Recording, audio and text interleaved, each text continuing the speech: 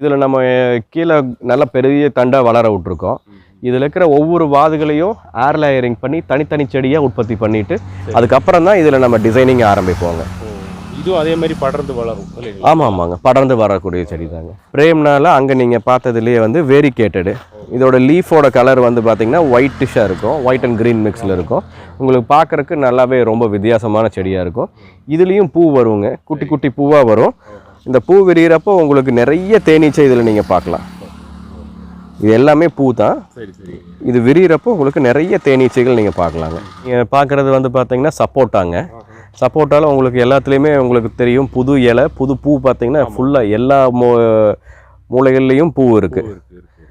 So இதை நீங்கள் வந்து ஒரு கீழே வச்சு தான் ஒரு மரமாக வச்சு நீங்கள் பழம் எடுக்கணும்னு இல்லை. இந்த மாதிரி வரும்போது உங்களுக்கு காய் கண்டிப்பாக இருக்கும். பட் அதோட எண்ணம் கொஞ்சம் கம்மியாக இருக்கும். ரொம்ப சின்ன செடி தானா? ஆமாம் ஆமாங்க, ஆமாம்.